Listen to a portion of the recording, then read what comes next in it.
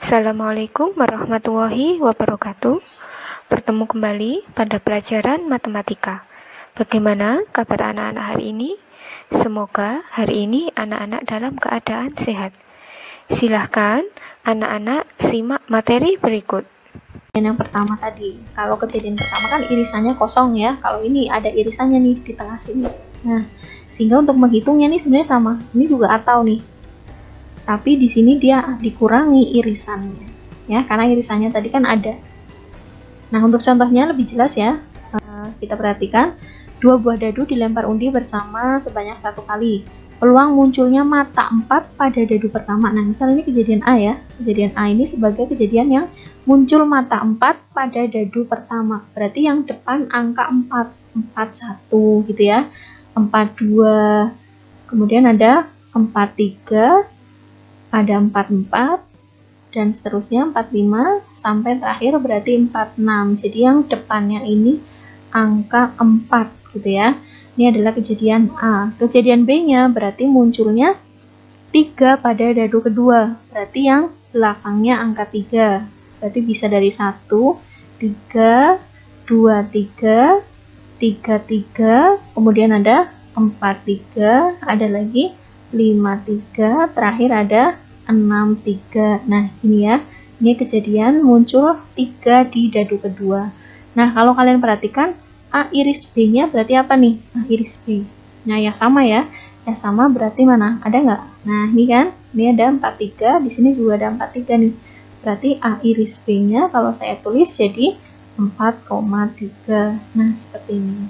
Dari sini, dari kejadian A, bisa kita hitung peluang kejadian A-nya. Ada berapa kejadian A-nya?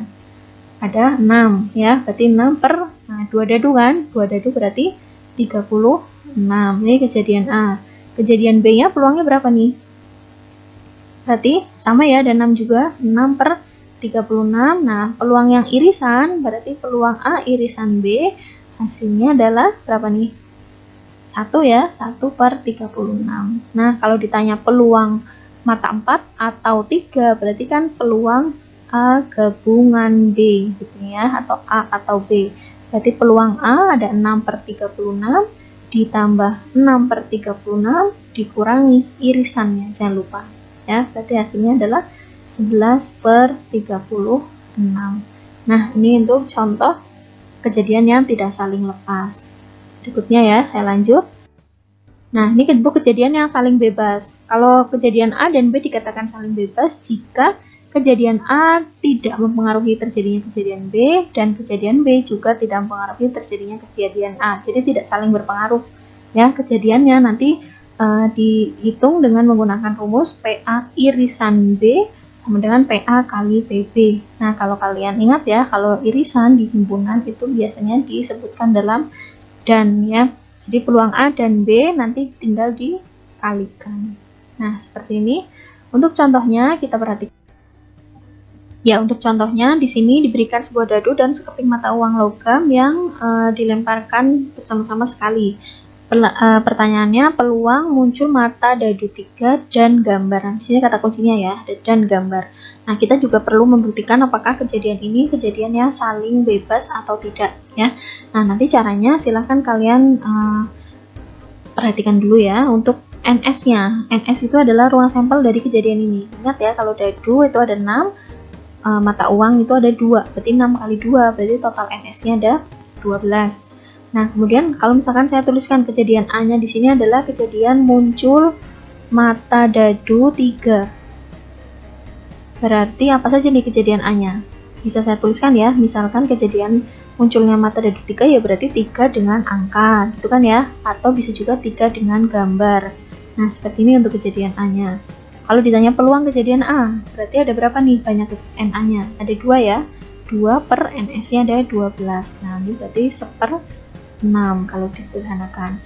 Kemudian misalkan kejadian B itu kejadian muncul gambar pada mata uang ya, jadi di mata uang ini muncul gambar, berarti bisa apa saja nih kejadian B-nya. Nah, kalau kamu tuliskan ya, berarti bisa 1G kan gitu ya, satunya itu yang dadu ya, 2G, kemudian ada 3G, kemudian ada 4G, 5G, dan ada 6G. Nah ini. Nah kalau ditanya peluang B-nya, sini aja ya langsung ya. Peluang B-nya itu berarti ada berapa nih? Ada 6 kan ini, 6 per 12. Jadi totalnya ada 1 per 2. Ya, ini peluang B-nya. Nah, kalau dari sini kita mencari peluang mata 3 dan gambar, berarti langsung kita iriskan kan gitu ya. Nah, kita ngitungnya pakai peluang A dikali peluang B. Nah, seperti ini. Berarti peluang A-nya tadi 1/6, peluang B-nya 1/2. Hasilnya 1/12. Nah, seperti ini. Nah, kita perlu juga buktikan nih, yang irisan itu sebenarnya apa sih? Kalau dicari peluang A irisan B, berarti yang sudah langsung ya, yang otomatis ada mata dadu 3 dan gambar. Ya, kalau saya tulis berarti gini, A irisan B-nya ya cuma ada apa? Mata dadu 3 dan gambar. Ya, berarti hanya satu ini kan. Nah, berarti peluang irisannya ya 1 per peluang sampelnya 12. Nah, karena kalau kita cari langsung 1/12, dicari sendiri-sendiri juga 1/12. Nah, hasilnya sama nih. Berarti peluang kejadiannya adalah 1/12. Dan kejadian ini terbukti dia saling bebas. Nah, seperti itu ya untuk cara mencarinya. Bebas ya, nanti kalian tinggal nyari, mau langsung boleh, mau perkalian seperti ini juga boleh. Ya, untuk contoh kedua, ada sebuah kantong, terdapat 5 bola kuning dan 10 bola hijau. Nah, misal di sini saya ilustrasikan ya, ada 5 bola kuning, 10 bola hijau. Nah, dari kantong ini kemudian diambil sebuah bola, tapi 2 kali berturut-turut ya. Artinya ngambilnya 2 sebetulnya ya. Jadi ngambil 2 bola, ini boleh lah kalian ngambil 2 buah bola gitu ya, boleh ya. 2 buah bola, tapi satu-satu ya, satu-satu atau sebuah tapi 2 kali kan sama aja ya. Nah, dari sini diambil sebuah bola, misalkan bolanya X gitu ya. Terus bola yang sudah diambil kemudian dikembalikan lagi. Nah, berarti kan tidak mempengaruhi kejadian berikutnya ya. Jadi yang sudah diambil dikembalikan lagi. Atau di sini ada kata dengan pengembalian gitu ya. Tentukan peluang terambil bola hijau pada pengambilan pertama. Berarti yang pertama itu bola hijau. Nah, bola hijau yang pertama berarti peluangnya berapa nih? Hijaunya kan ada 10. Berarti 10/15 gitu ya. Nah, ini bisa disederhanakan jadi berapa nih? 2/3 gini ya. Nah, kemudian yang keduanya bola kuning, berarti peluang kedua bola kuning. Nah, bola kuningnya kan ya tetap masih sama ya, masih 5 kan. Terus ruang sampelnya juga kan tadi misalkan diambil hijau pertama, hijaunya kan dikembalikan lagi. Berarti total bolanya masih sama ya, 15. Nah, ini bisa kamu sederhanakan juga jadi 1/3. Ini ya, kalau ditanya peluang hijau dan kuning berarti peluang H irisan K gini kan, berarti ada 2/3 dikali 1/3, ketemunya adalah 2/9. Nah, seperti ini untuk contoh yang kedua, bisa dipahami ya. Ya, kita lanjut untuk kejadian bersyarat. Kalau kejadian bersyarat itu berarti kebalikan yang tadi, saling bebas. Kalau bersyarat itu berarti kejadian A mempengaruhi peluang terjadinya kejadian B atau sebaliknya. Nah, kalau seperti ini bisa dirumuskan. Ini kalau mencari peluang keduanya ya. Jadi peluang kejadian A dengan syarat B ya. Nah, berarti ini yang terjadi duluan adalah peluang atau kejadian B-nya yang terjadi duluan. Nah, kita hitung menjadi peluang A irisan B dibagi PB. Nah, kalau bentuk seperti ini bisa saya ekuivalenkan ya atau disetarakan dengan peluang A irisan B. Ini bisa dicari dengan, ini kan tinggal kali silang gini ya. Berarti PB dikali peluang A tapi syaratnya B. Nah, ini berarti kalau kejadian B-nya yang duluan. Atau yang kedua bisa juga ya. Yang kedua nih bisa kita cari peluang A irisan B. Peluang A yang terjadi lebih dulu. Nah, kali kalau P di sini B berarti syaratnya A. Ini kejadian A terjadi terlebih dahulu. Nah, ini untuk rumusnya ya. Untuk contohnya insya Allah lebih mudah, nanti silahkan kalian perhatikan ya untuk contohnya. Ini hampir sama dengan yang tadi ya. Ada 5 bola kuning dan 10 bola hijau. Dari dalam ini kotak atau dalam kantong diambil sebuah bola tapi 2 kali tadi ya. Sebuah bola 2 kali berturut-turut. Nah, bola yang sudah diambil misalkan bola X ini tidak dikembalikan ya.